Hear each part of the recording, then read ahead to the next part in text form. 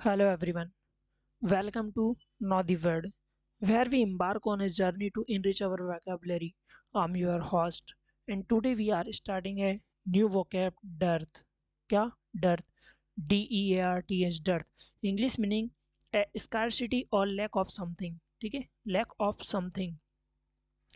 Lack scarcity यानी होता है देखो कमी, और लेक ऑफ समथिंग यानी किसी चीज़ की कमी। अगर आप यहाँ पर देखोगे, ठीक है, तो यहाँ पर क्या था, ये तालाब वगैरह था, झीलें थी, ठीक है। यहाँ पर क्या स्कैरसिटी यानी पानी की कमी आ गई, पानी नहीं है तो नावें ऐसे ही पड़ी रही, जैसे क्या बोलते हैं डर्थ, क्या बोलते हैं डर्थ, या फिर बोल सकते हैं हम लोग स्कैरसिटी। क्या बोलेंगे? स्कैरसिटी, ठीक है। हिंदी मीनिंग क्या हो जाएगा? कमी या अभाव, कमी या अभाव। शॉर्टेज, किसी चीज़ की शॉर्टेज हो जाना, यहाँ पानी की क्या कोई शॉर्टेज हो गई, डर्थ हो गया, डिफिशियंसी हो गई, इनसफिशियंसी हो गई, ठीक है। एबंडेंस, सरप्लस, प्लेंटी, ये क्या है? इसके एंटोनिम्स है। एबंडेंस प्रचुर मात्रा में होना, एबंडेंस, सरप्लस, प्लेंटी, ठीक है। तीनों वर्ड आप लोगों ने नहीं सुना होगा। एबंडेंस ऐसा लगता है कि किसी चीज़ की कमी होना, बट एबंडेंस का मतलब होता है किसी चीज़ की प्रचुर मात्रा होना, सरप्लस होना, प्लेंटी होना, ठीक है।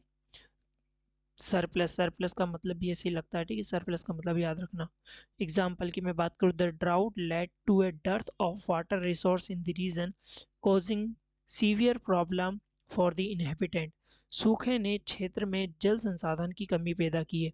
The drought led to dearth on the resource in region, ठीक है। इस रीजन में क्या है, सूखे ने जल संसाधन की कमी की है, ठीक है।